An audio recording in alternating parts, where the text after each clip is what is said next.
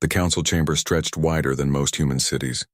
Its ceiling disappeared into artificial clouds that drifted through projected star fields. 200 species sat in their designated sections, each area designed for their specific biology. The insect people hung from silk threads. The water breathers floated in suspended spheres. The reptilian ones basked under heat lamps. Jiho Park stood at the human podium, which sat in the lowest tier of the chamber. He had been Earth's ambassador for 12 years now. His hair had turned gray in this job. The other ambassadors barely looked at him as he spoke. Most were reviewing documents on their data tablets. Some were sleeping. Earth requests full voting rights, Jiho said.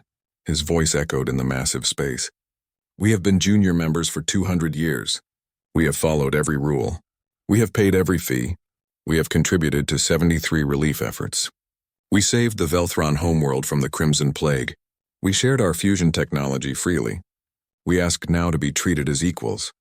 Chair Velthros, a massive reptilian being with scales that shimmered like oil on water, didn't even look up from his tablet. The vote will proceed, he said in a bored voice. One by one, the voting lights appeared above each species section. Red, red, red, red. Every single one was red. Denied. Jiho's hands gripped the podium. He had expected this. He always expected it, but it still hurt every single time. The human petition is denied, Veltros announced. As always, humanity remains too young, too aggressive, too unpredictable for full council membership. Perhaps in another century we will revisit this discussion. An insectoid ambassador named Quilex clicked his mandibles in what passed for laughter among his kind. Perhaps the humans should focus on learning their place rather than reaching above their station. Several species made sounds of agreement. The humans had heard all of this before. Jiho sat down. Next to him, Captain Mirai Kim of Earth's Defense Fleet put a hand on his shoulder. Same as always, she whispered. It gets worse, Jiho whispered back. Veltros was speaking again. The Council has drafted new regulations regarding human expansion. After careful consideration, we have determined that human territorial growth must be limited. You will be restricted to your current 12 colony worlds. No new settlements will be permitted. Murmurs spread through the human delegation. 12 worlds for 8 billion humans. Meanwhile, the Velthrons had 400 worlds for half that population. Dr. Sun Wu Li, head of Earth's Science Division, stood up. Chair Velthros, this is unreasonable. Our population growth requires... The Council has spoken, Veltros interrupted.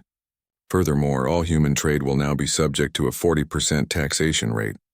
These funds will support Council operations. 40%? Mirai's voice was sharp. That will cripple our economy. Then perhaps humans should have been more cooperative in the past, Quilex said. His compound eyes glittered with something like satisfaction. Consider it payment for the Council's protection. Veltros continued as if neither woman had spoken. Finally, the Council requires access to human quantum drive technology. This technology will be shared freely with all Council members, as is standard practice for junior species. The human delegation erupted. Voices shouted over each other. The quantum drive was humanity's greatest achievement, their one technological edge, and the Council wanted it for free. Jiho stood slowly. He raised one hand. The gesture was simple, but something about it made the chamber fall silent. Even Velthros stopped speaking. No, Jiho said quietly. Excuse me? Veltros' eyes narrowed. No, Jiho repeated louder now. Earth will not accept these terms. We will not be restricted. We will not be taxed into poverty. We will not give away our technology for nothing. Veltros leaned forward. His massive form cast a shadow over the human section. You forget yourself, Ambassador Park. You are junior members. You have no power to refuse. Jiho looked around the chamber. 200 species, all watching him now. All of them had voted red. Not one had stood with humanity. Not once in 200 years. You're right, Jiho said. His voice was steady now, calm. We are junior members. We have no power here. We have no voice. No matter what we do, no matter how much we give, we will always be beneath you. So we're done. Done? Velthros actually laughed. It sounded like rocks grinding together. Effective immediately. Earth and all human colonies withdraw from the Galactic Council. Jiho's words fell into the chamber like stones into still water. The silence lasted 3 full seconds. Then the laughter began. It started with Quilex and spread through the chamber like fire. Species that had ignored each other for centuries united in their amusement at the humans' declaration. "You need us," Veltros said when the laughter died down. "Where will you trade? Who will protect your borders? The void is full of dangers, little human. You come crawling back within a year begging to return, and when you do, the terms will be much worse." Jiho gathered his papers. The rest of the human delegation stood with him. Mirai, Sunwoo, and 30 others. They walked toward the exit in perfect formation. At the doorway, Jiho turned back. "You could have had us as friends," he said. "You could have had us as partners. Instead, you made us your servants. Now you'll learn what it means to make enemies of humans." "Is that a threat?" Felthros's voice dropped to a dangerous rumble. "No," Jiho said. "It's a fact. We're going now. Don't follow us." The humans left. Behind them, the chamber erupted in debate. Some species thought the council should send peacekeepers to stabilize human worlds. Others thought humanity would collapse on its own. A few, very few, wondered if they had made a terrible mistake. On the human transport ship leaving the council station, Mirai received a coded message. Her face went pale as she read it. "What is it?" Jiho asked. "Deep Space Reconnaissance just sent this. They found something. Something big." She showed him the data. Jiho stared at the screen for a long moment. "Is this confirmed?" he asked. 3 separate scout teams, all reporting the same thing. Jiho looked out the viewport at the massive council station falling away behind them. It looked like a small moon, covered in lights and docking bays. It represented the power of 200 species working together. It was the center of galactic civilization, and humanity had just walked away from it. "Send a message to President Kang," Jiho said. "Tell him it's time. Activate the Exodus Initiative." Mirai nodded and began typing rapidly. "They're going to follow us, you know. They won't let us just leave." "I know," Jiho said. "Let them come. They think we're weak. They think we're desperate. They have no idea what we've been preparing for." Sunwoo joined them at the viewport. 200 years, he said softly. 200 years of being treated like children. Of having our ideas stolen and our achievements dismissed. Of being told we weren't ready, weren't worthy, weren't good enough. "It's over now," Jiho said. "Is it?" Sunwoo asked. "Or is it just beginning?" Behind them, through the vast darkness of space, human ships began moving.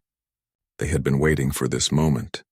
Hidden fleets emerged from asteroid belts and gas giant atmospheres. Generation ships built in secret over decades powered up their engines. Humanity was leaving council space. But they weren't running away. They were going home to something the council didn't know existed.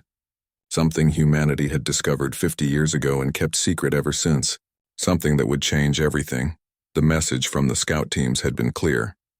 The ancient sites they'd found in the void weren't just ruins. They were waiting. They had always been waiting, waiting for the right inheritors. Mirai looked at the data again.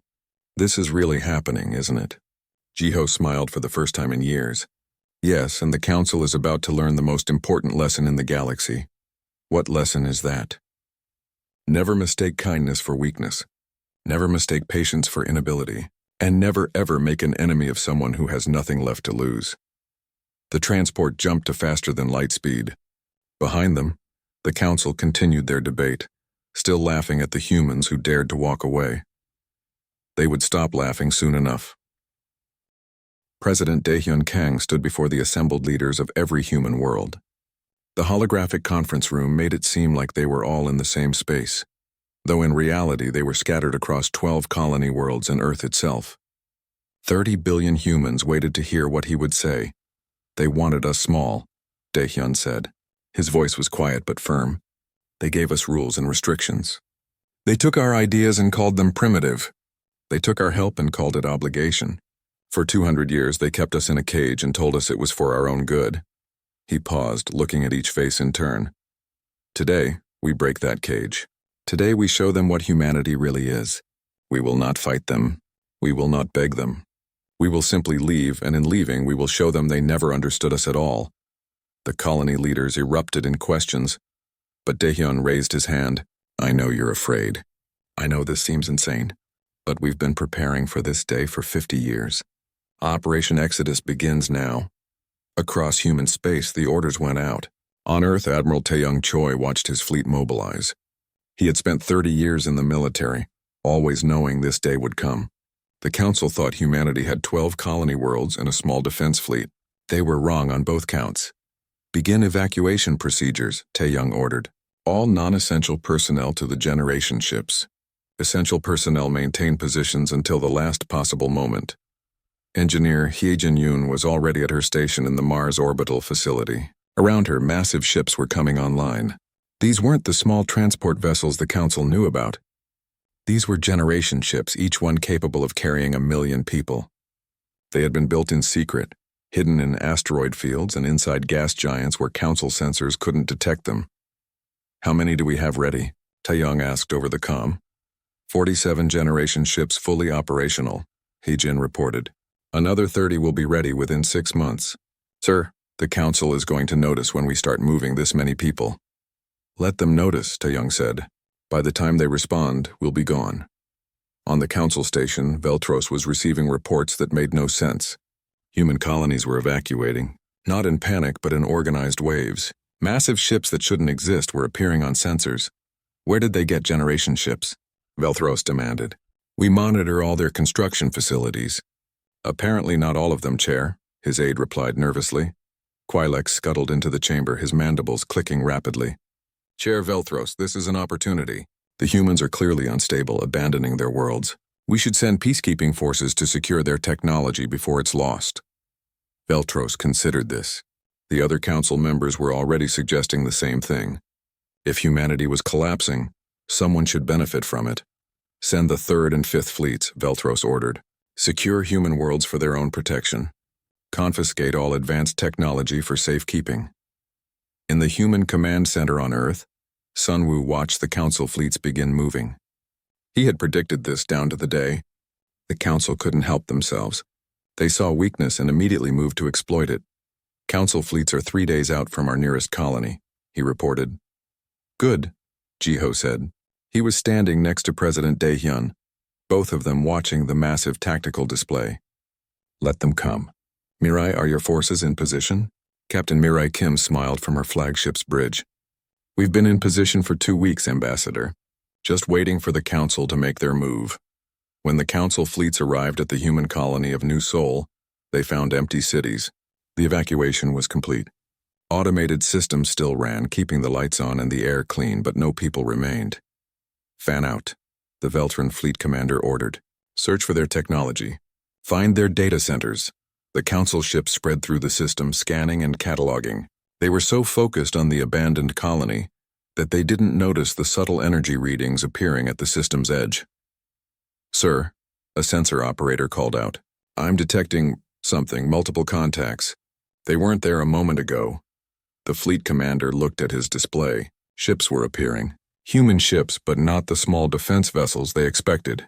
These were massive, sleek warships that made the Council vessels look like toys. How many? The commander asked. 50, no 100. Sir, they keep appearing. They're using some kind of stealth technology we can't detect until they power up. Mirai's voice came over every Council ship's communication system. Council forces, you are in violation of human sovereign territory. This is not an act of war. We are simply leaving. But if you attempt to seize our property, if you attempt to follow us, then it will become war. And that is something you don't want. This is Fleet Commander Rethok of the Galactic Council, the Veltran commander replied. You are in violation of Council law. Power down your vessels immediately. We're not Council members anymore, Mirai said. We don't follow Council law. You have 10 minutes to leave this system. If you're still here when time expires, we will remove you. Rethok laughed. You're outnumbered 10 to 1, human. Your bravado is... Every Council ship suddenly lost power. Weapons, shields, engines, everything shut down simultaneously. The ships hung dead in space, floating helplessly. What happened? Rethok shouted at his crew, I don't know, sir. Everything just stopped. Mirai's voice came again, calm and almost gentle. That was a demonstration. A new technology we developed 5 years ago. We can disable any ship using standard Council power systems. Your shields are useless. Your weapons are useless. You're only alive right now because we choose to let you live. Power suddenly returned to the Council ships. Systems came back online one by one. 9 minutes left, Mirai said. I suggest you start moving.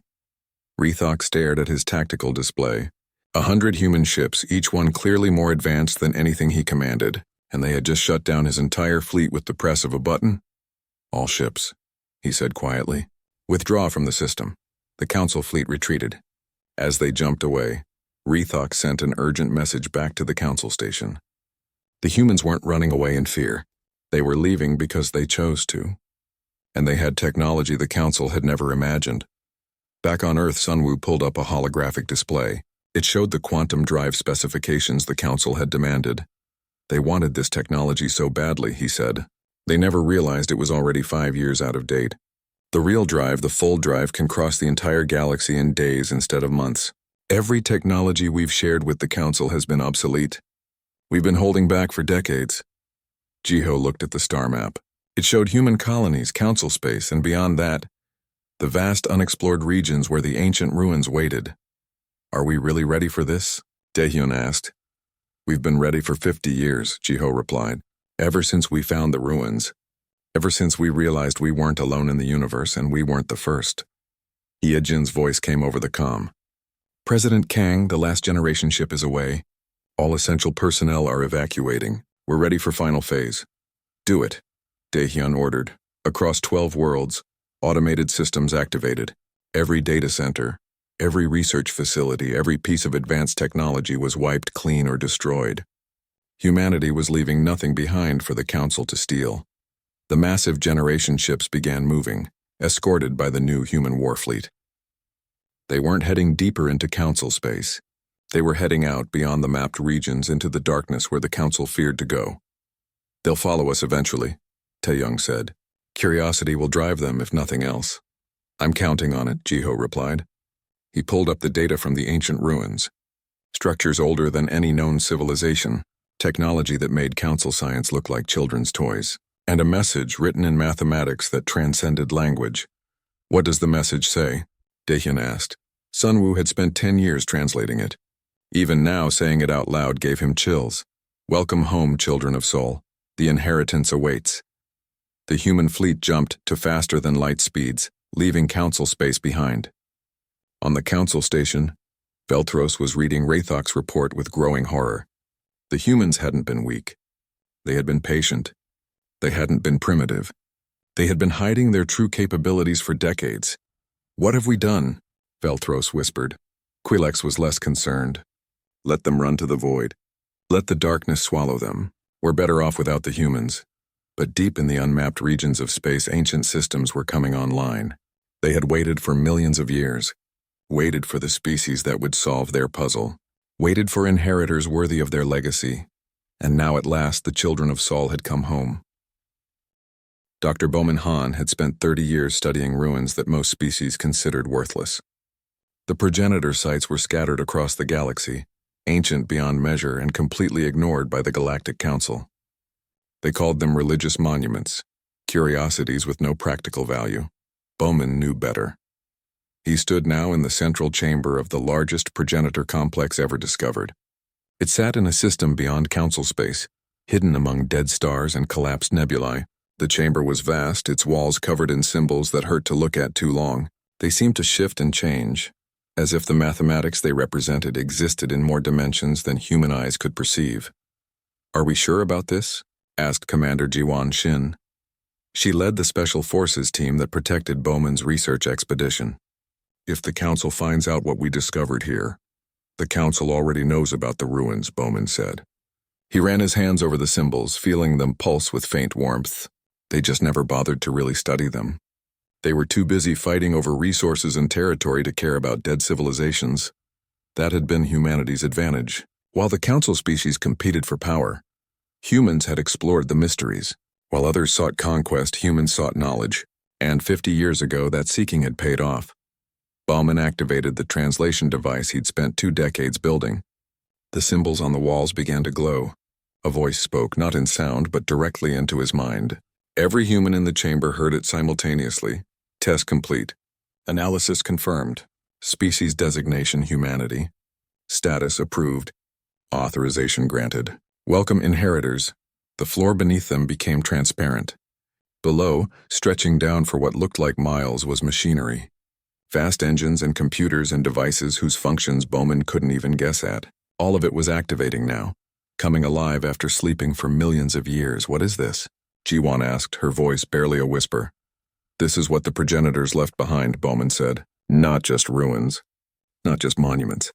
An inheritance. For the species that could prove themselves worthy. The voice continued. I am the architect, guardian of the progenitor legacy. You have solved the test. You have demonstrated the qualities required. Curiosity over greed, cooperation over domination, persistence over surrender. The inheritance is yours.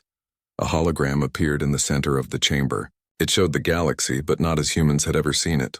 Hidden throughout the spiral arms were thousands of structures. Stations, foundries, weapons platforms, defense networks, all of it dormant, waiting. The progenitors seeded life throughout this galaxy, the architect explained. They watched as species evolved, as civilizations rose and fell. They created a test. Those who passed would inherit their technology. Those who failed would never even recognize the test existed. The Council failed? Bowman asked. The Council species encountered progenitor sites millions of years ago in their development.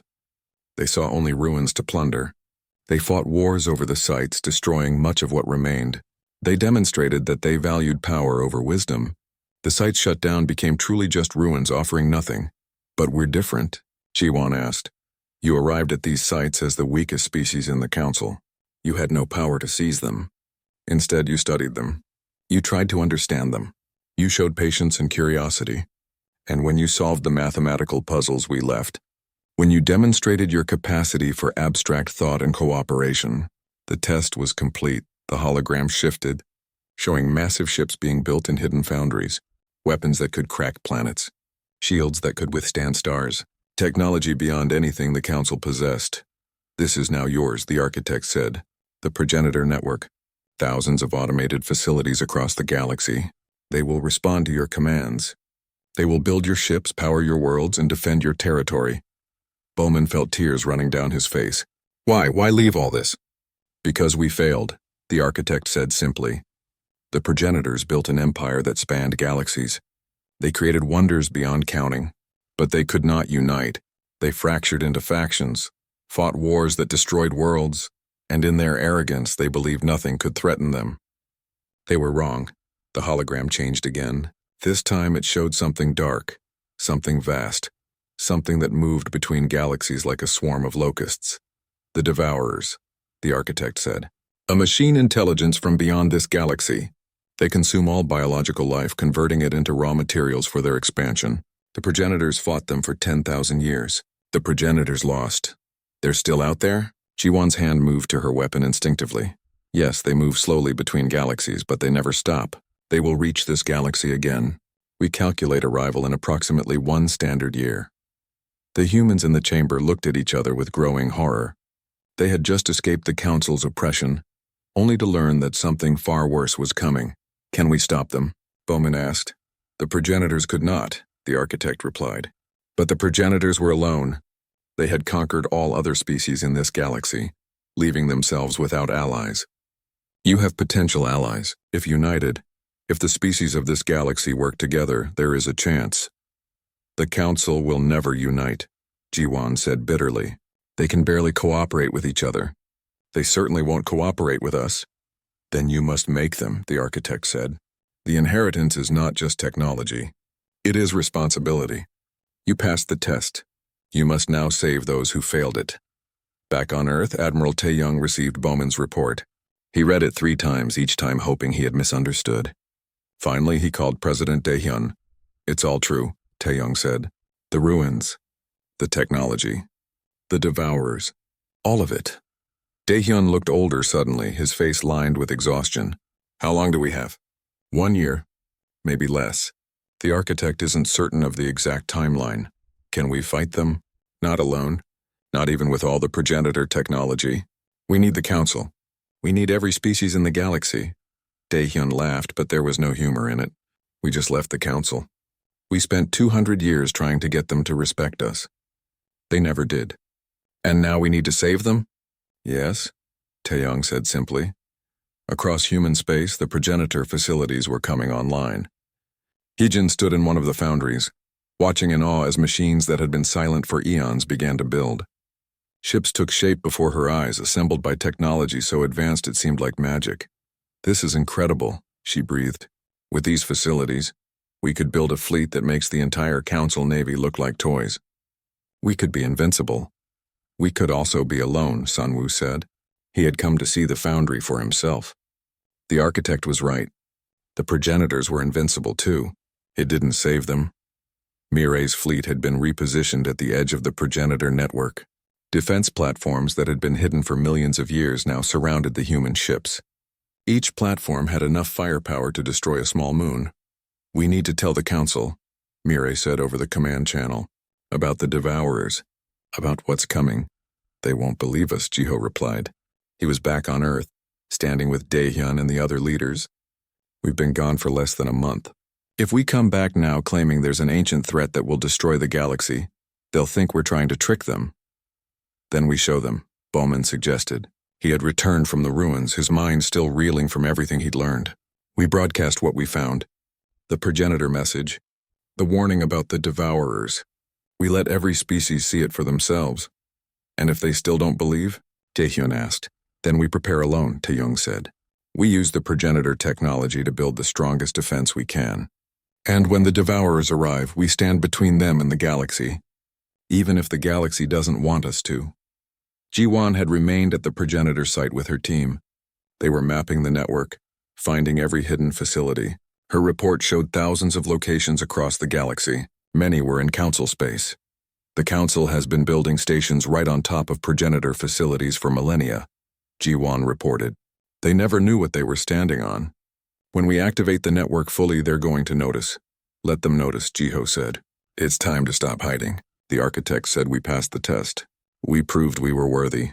Now we need to prove we're strong enough to save the unworthy too." The decision was made. Earth would broadcast a message to every inhabited world in the galaxy. The message would show the progenitor ruins, play the architect's warning, and explain what was coming. They would offer alliance, cooperation, unity against the coming darkness. Daehyun recorded the message himself. He sat in the presidential office looking directly at the camera and spoke with quiet conviction. "People of the galaxy, this is President Daehyun Kang of Earth. 1 month ago, humanity left the Galactic Council. We left because we were not treated as equals. We left because we were not respected. But we did not leave to abandon you. We left to find something that could save us all." He played the recordings from the progenitor site. He showed the architect's message. He showed images of the Devourers pulled from progenitor archives. "This is coming," Daehyun said. "In less than 1 year, the Devourers will reach our galaxy." They destroyed the progenitors. The Galactic Council chamber was in chaos. Daehyun's broadcast had reached every world in Council space. Every species had seen the progenitor message. Every leader now understood what was coming. Chair Velthros slammed his claws against his podium, trying to restore order. "This is clearly a human trick. They fabricate this threat to make themselves seem important." "The sensor data doesn't lie," said a crystalline being from the Terran Collective. "We've detected the same energy signatures at the galaxy's edge. Something massive is approaching." "It could be anything," Quilex insisted, his mandibles clicking rapidly. "The humans are manipulating you. They discovered some old technology and now they're using fear to control us." But doubt had entered the chamber. Species that had dismissed humanity were now reviewing the data. The progenitor sites that they had ignored for millennia were suddenly relevant, and the energy readings from the void between galaxies could not be explained away. On a small mining colony in the outer reaches of Council space, the first real proof arrived. The colony's sensors detected a massive object entering the system. It was larger than a planet, moving with impossible precision. The colony administrator, a Veltron named Korthos, sent a probe to investigate. What the probe showed made his blood run cold. The object was composed of billions of smaller machines, each one the size of a building. They moved together like a swarm, flowing around asteroids and planets. As Korthos watched, the swarm reached a small uninhabited moon. The machines descended on it like locusts. In less than an hour, the moon was gone, consumed entirely, converted into raw materials that the swarm absorbed. Korthos sent an emergency transmission to the Council. "The humans were right. It's real. The Devourers are here. That transmission changed everything. Within days, the Council received more reports. 3 colonies had gone silent. 5 more reported seeing the swarms. The Devourers weren't attacking yet. They were scouting, testing defenses, consuming small objects to build their numbers. Veltro stood before the Council, his pride gone, replaced by fear. "We must respond. We must organize a defense. With what?" asked a floating aquatic being. "Our fleets are scattered across hundreds of systems. We have no unified command structure. We've spent centuries competing with each other instead of working together." "And whose fault is that?" The voice came from the back of the chamber. A small species, the Torvin, who had always been treated as junior members just like humanity. "You kept us divided. You hoarded power. You refused to let species like mine or the humans have real voices. Now we're supposed to die for you?" Other junior species voiced their agreement. The Council was fracturing. "We need the humans," someone said quietly. "Never," Quaylek shouted. "We don't need those primitives. We'll organize our own defense." "With what technology?" the Terran representative asked. "The humans have progenitor weapons. They have defenses we can't match. They have a unified command structure. We need them whether you like it or not."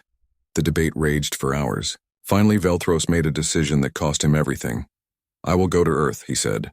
"I will ask for their help." The chamber fell silent.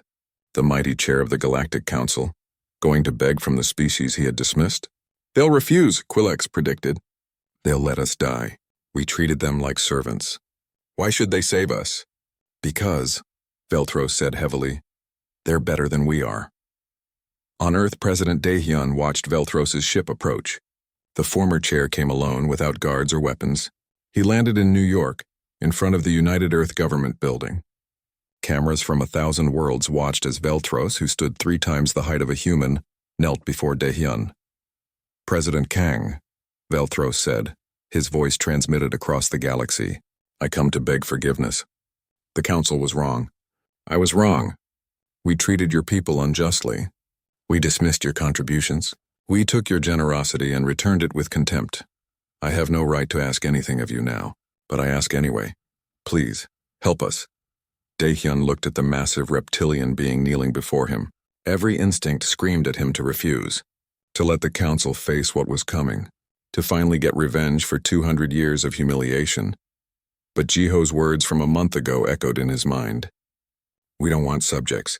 We want equals." "Stand up," Daehyun said quietly. Veltros rose slowly, confused. "We don't need you to kneel," Daehyun continued. "We never wanted that. We wanted respect. We wanted partnership. We wanted to be treated as equals, so stand as an equal, and let's talk about how we save the galaxy together." Veltros stood, and in his ancient eyes tears formed. "Why, after everything we did to you?" "Because that's who we are," Daehyun said simply. "Because being better than you means acting better than you. Now here's what needs to happen." Jiho stepped forward with a datapad. "The Galactic Council must dissolve. In its place, we form the Galactic Union. No species above another. No junior members. No senior members. Just species working together." "The Council will never agree," Veltros said. "Then they can face the Devourers alone," Admiral Taeyong said. He had arrived with the full data on the approaching threat. "We estimate 3 months until the Devourers reach Council Core worlds. After scouting, they'll attack in full force. 1 billion ships, each one capable of destroying a city. 10,000 world ships, each one the size of a small moon. Without unity, without the progenitor technology, you'll be extinct in 6 months." Veltros took the datapad, studying the tactical analysis. His claws trembled as he read. "This is impossible. No force in the galaxy could stand against this." "One force can," Sunwoo said. "A united galaxy. Every species, every fleet, every soldier, coordinated through the progenitor network, using progenitor weapons, working together." "The architect showed us how the progenitors fell," Bowman added. "They fell because they fought alone. They had conquered everyone else, so when the Devourers came, there was no one left to stand with them. We won't make that mistake." Hyejin brought up holographic projections showing the progenitor foundries in operation. "We're already building ships, weapons, defense stations. But we need more. We need the industrial capacity of every Council world. We need your shipyards, your factories, your resources. You want us to give you everything, Veltro said. No, Geo corrected. We want to work together.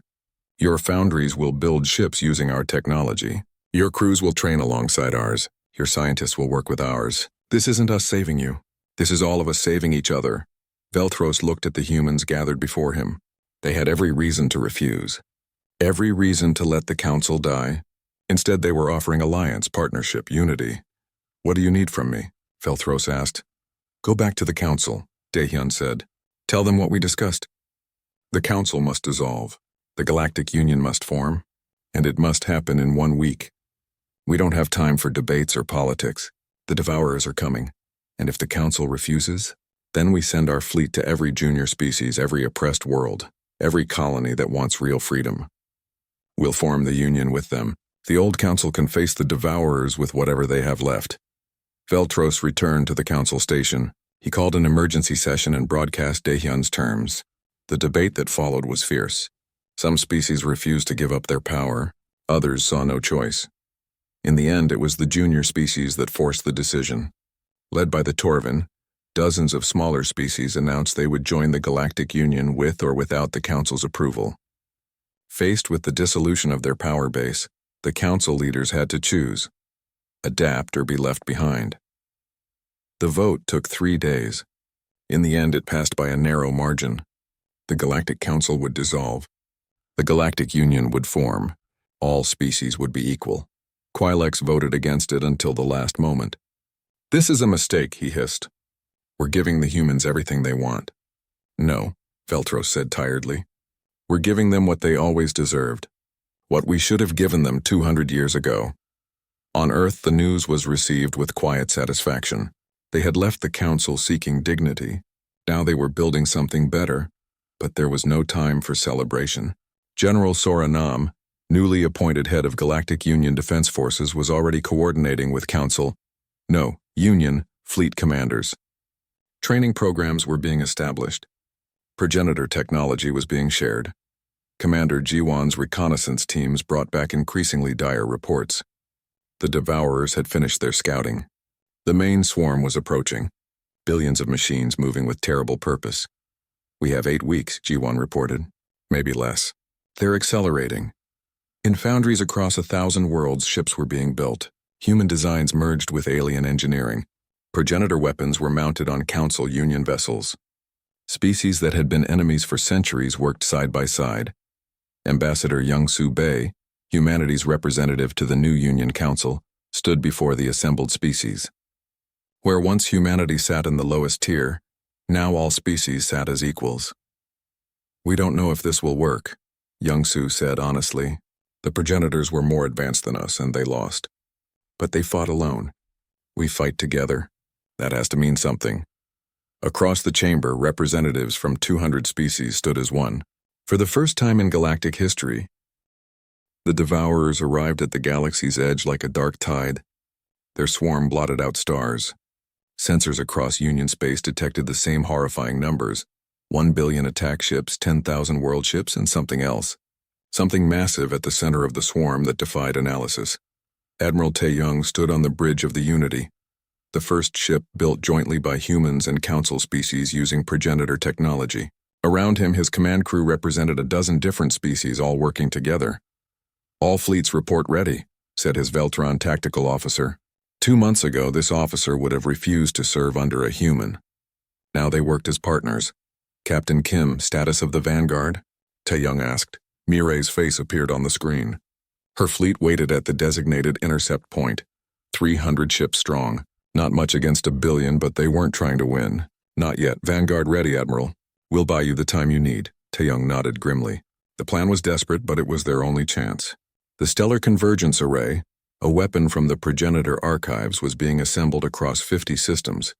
It would create a chain reaction of controlled supernovas, forming a barrier of stellar fire at the galaxy's edge. Enough to contain the Devourers, but it needed time to power up. 8 hours. The Vanguard had to hold for 8 hours. All ships, Mirei said to her fleet.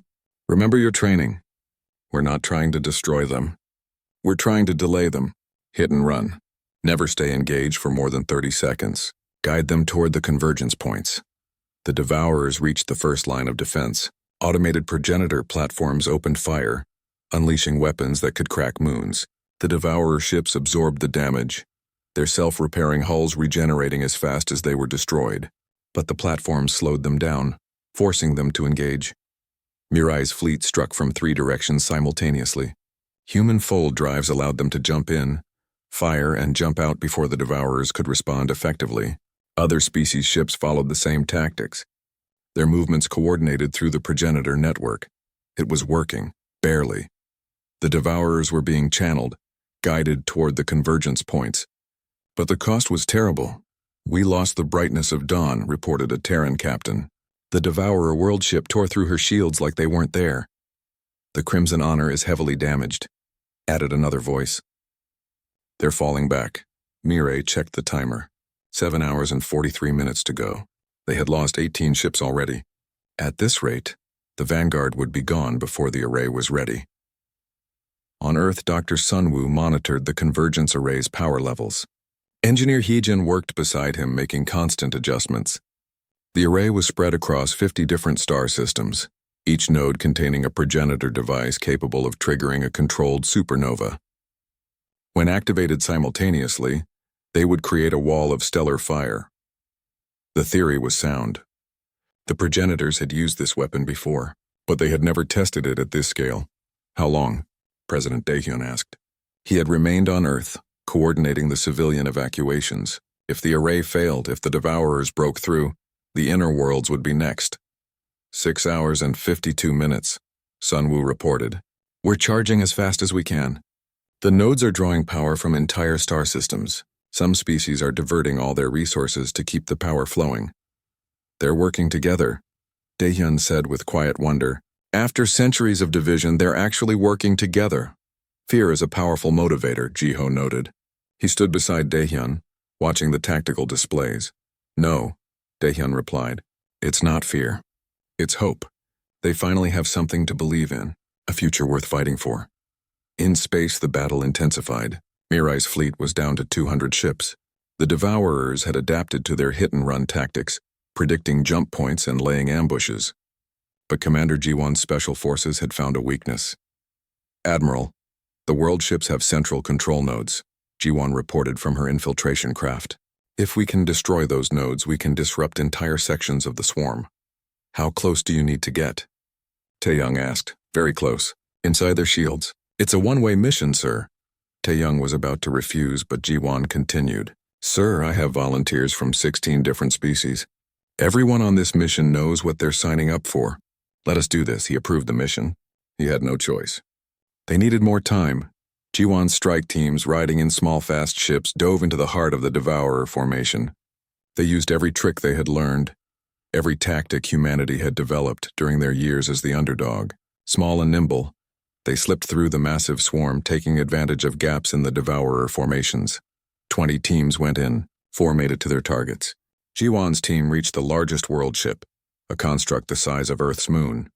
They planted progenitor charges at its central node and triggered the detonation manually. "This is Commander Jiwon Shin of the Galactic Union," she broadcast as the charges armed. "Today we show the universe what it means to stand together. Today we prove that no threat is too great when species unite as equals. This is not the end. This is just the beginning." The world ship exploded from within. The blast was visible from 3 star systems away. Entire sections of the Devourer swarm went dark, their coordination lost. It bought them 2 more hours. On the bridge of the Unity, Taeyong honored Jiwon's sacrifice with a moment of silence. Then he returned to work. The array was almost ready. Dr. Bowman was at the primary convergence point, making final adjustments to the main node. The architect's holographic form appeared beside him. "The array is ready," the architect said, "but I must warn you. The power requirements are enormous. Many star systems will be drained. Some may not survive the process." "We know," Bowman replied. "Every species has been informed. They voted to proceed anyway. Better to risk some worlds than lose the entire galaxy." "The progenitors would be proud," the architect said. "They created this technology out of desperation. You are using it out of hope. That is the difference." The timer reached 0. Across 50 star systems, the convergence nodes activated. Stars began to pulse with unnatural light. Energy built at impossible scales. Fire, Taeyong ordered. The array fired. 50 stars went supernova simultaneously, their explosions perfectly controlled and directed by progenitor technology. The blast waves merged, creating a wall of stellar fire that stretched across the galaxy's edge. It was beautiful and terrible, a barrier of pure energy and heat. The Devourers hit the barrier at full speed. The front ranks simply ceased to exist, vaporized instantly. The swarm tried to retreat, but the barrier was expanding, pushing them back toward the edge of the galaxy. "It's working," someone shouted on the Unity's bridge. But Sunwoo saw something on his sensors that made his blood freeze. The central object. The massive one at the swarm's center. "It's not retreating." The object, larger than any planet, moved forward into the stellar fire. The barrier that vaporized Devourer ships didn't even slow it down. It pushed through and the barrier began to weaken. "What is that thing?" Taeyong demanded. The architect's voice came through the network, heavy with old fear. "That is what destroyed the progenitors. The Devourer Prime. The original machine intelligence. The others are just its extensions. If it breaches the barrier, everything is lost." Mirai's remaining fleet, now down to just 80 ships, moved to intercept. They poured every weapon they had into the Prime. Their attacks were like raindrops against a mountain. "We need more power," Hyejin said desperately. "The array needs more energy to reinforce the barrier." "We're already drawing maximum power from 50 star systems," Sunwoo replied. "There's no more to give." On worlds across the galaxy, billions of beings watched the battle. They saw their fleets dying. They saw the barrier weakening. They saw the Devourer Prime advancing. Then something unexpected happened. On a small Torvan colony world, the administrator made a decision. He diverted his planet's entire power grid to the nearest convergence node. The planet went dark, but the node's power increased slightly. Other worlds saw this and followed suit. Not just human worlds. Not just former council worlds. Every world in the Union began diverting their power. Hospitals went dark. Cities lost electricity. Billions of beings sat in the darkness, giving everything they had to feed the array. The power surge was enormous. The convergence nodes blazed with new intensity. The stellar barrier intensified, its fire burning hotter and brighter. The Devourer Prime stopped advancing. For the first time in millions of years, it encountered something it couldn't overcome. The combined will of billions of beings, all working together, all sacrificing for the whole. The barrier pushed forward. The Prime tried to resist, its ancient hull groaning under the pressure. "Then finally it began to retreat. They're falling back," Mirai shouted. "The Devourers are retreating." But Dr. Sunwoo saw the real solution. The barrier wouldn't hold forever. They needed to do what the progenitors couldn't. "We need to seal them away," Sunwoo said. "Create a pocket dimension and push them into it." "It's theoretical, but the progenitor archive has the calculations." "How long?" Taeyong asked. "I need 6 hours to set up the dimensional tear, and we need to keep the barrier at full power the entire time." 6 more hours.